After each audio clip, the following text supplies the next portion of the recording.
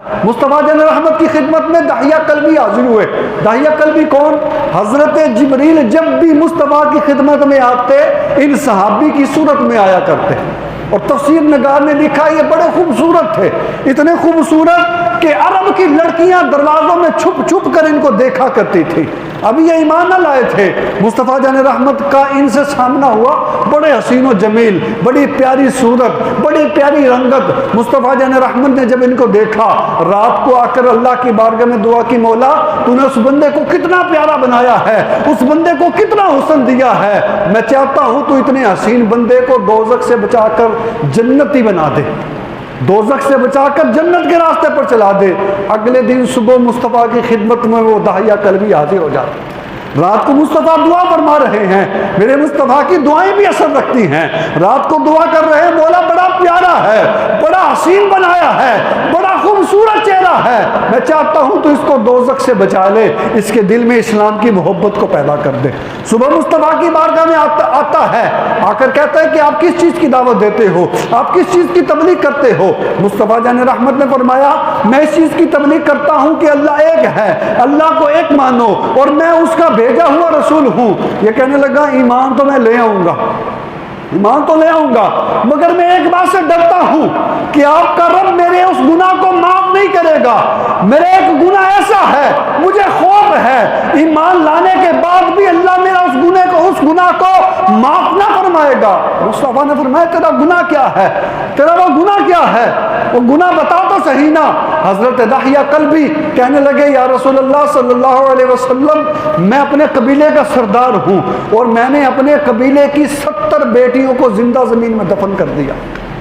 हमारे कबीले में यह रस्म है, औरत को बदतर समझा जाता है, औरत को कमज़ाक समझा जाता है, और अगर बेटी पैदा हो जाए तो उसको जिंदा दफन कर दिया जाता है। या रसूलल्लाह सल्लल्लाहु अलैहि वसल्लम, मैंने अपने कबीले की 70 बेटियों को जिंदा दफन कर दिया, क्या रब मेरे इस गुनाह को माफ फरमा देगा?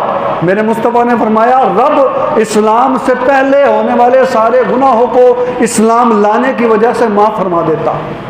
जिब्रील अमीन आए और आकर बिशारत दी कि अल्लाह फरमाता है, या रसूल अल्लाह सल्लल्लाहु अलैहि वसल्लम, इस बंदे को बिशारत दो कि अल्लाह ने इस्लाम लाने के सबब तेरे इस गुनाह को बख्श दिया। जब मुस्तफ़ा ने यह बिशारत दी ना, तेरे इस गुनाह को बख्श दिया, हजरत दाहिया कल्बी जोरों से रोने लगे, जोरों से रोने लगे। मुस्तफ़ा ने फरमाया, दाहिया कल्बी आप क्यों रोते हो, अब क्या मामला है? तुमने तो कहा था एक गुनाह ऐसा है कि रब माफ नहीं करेगा, अब बिशारत मिल गई है कि अल्लाह गुनाह तेरे इस गुनाह को माफ कर देगा, अब क्यों रोता है? अर्ज करने लगा, आका मेरा एक और गुनाह भी है, मेरा एक और गुनाह भी ऐसा है कि मेरा रब उसको माफ नहीं करेगा। मेरे आका ने फरमाया, रोता क्यों है, अपने वो गुनाह बता। कहने लगा, या रसूल अल्लाह सल्लल्लाहु अलैहि वसल्लम, मैंने कुछ अरसे पहले सफ़र पर जाना था, और जब सफ़र पर जाना था मेरी बीवी उम्मीद से थी, मेरी अपनी बीवी उम्मीद से थी, और मैं अपनी बीवी को ये तंबीह करके गया था कि अगर बेटा पैदा हो तो इसकी परवरिश करना, और बेटी पैदा हो तो उसको मार देना। कहा, मैं सफ़र पर चला गया या रसूलल्लाह सल्लल्लाहु अलैहि वसल्लम, वाक़या सुना रहे हैं, आंखों से अश्क जारी है।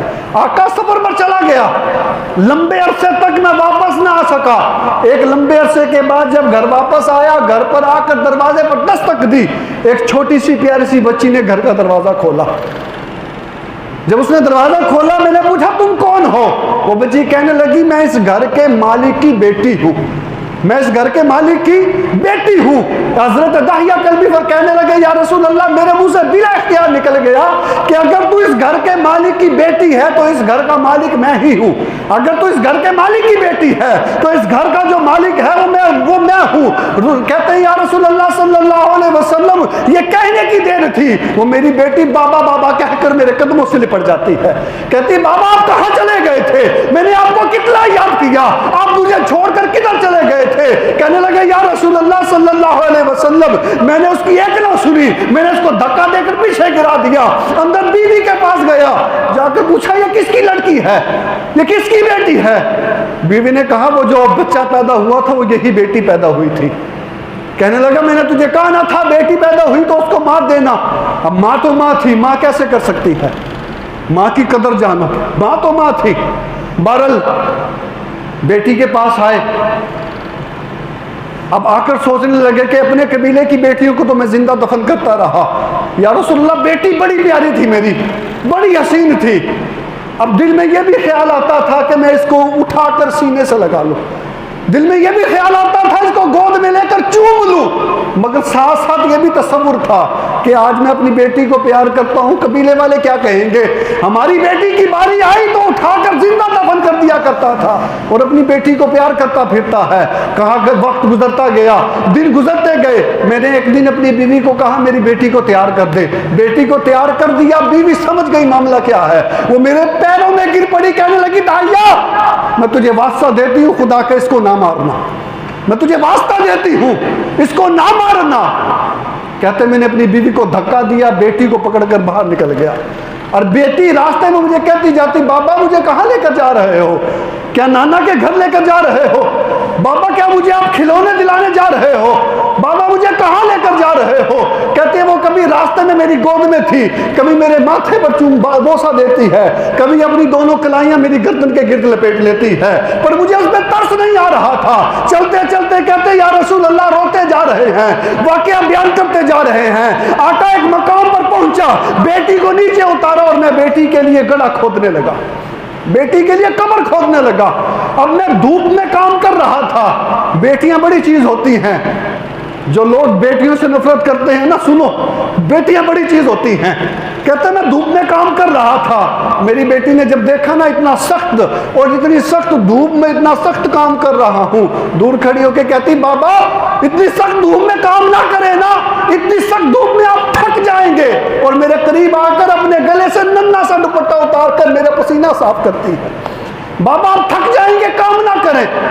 कहती मैं कहता ना ने उसकी या रसूल अल्लाह ना सुनी, वो मुझे जरा जरा सी बात पर कहती रहती बाबा आप थक जाएंगे, इतनी गर्मी में इतना सख्त काम ना करें, इधर मेरे पास आकर बैठ जाएं। कहता जब गड्ढा खुद गया मैंने उसकी बात ना सुनी, गड्ढे के करीब लाकर मैंने उसको गड्ढे के अंदर धक्का दे दिया। अब गड्ढे के अंदर गिरकर वो बेटी चीख रही है, अपने नन्हे नन्हे हाथों को जोड़कर कहती है बाबा मैं तुमसे खिलौने नहीं मांगूंगी, मुझे ना मारना, बाबा मैं नानी के घर जाने का सवाल नहीं करूंगी, मुझे ना मारना, बाबा मैं तुमसे नए कपड़े भी नहीं मांगूंगी, मुझे ना मारना।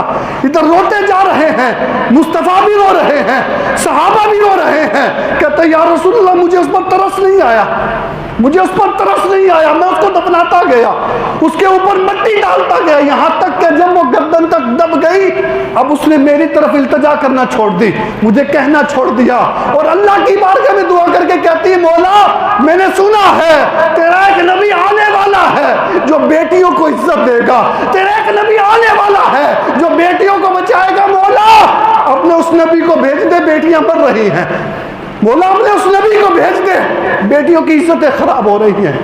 फिर वो नबी आया, उस नबी ने आकर ऐसी इज्जत दी, फरमाया जन्नत तुम्हारी माँ के कदमों के नीचे है। उस नबी ने आकर ऐसी इज्जत दी, फरमाया अगर अल्लाह किसी को एक बेटी दे, अल्लाह किसी को 3 बेटियां दे और वो बंदा उसकी अच्छे से परवरिश करे, परवरिश करने के बाद जब वो निकाह के काबिल हो जाए वो बंदा तीनों को निकाह करे, अल्लाह बेटियों के निकाह के बदले उसे जन्नत अता फरमा देता। आज हमने बेटियों को बोझ समझ लिया।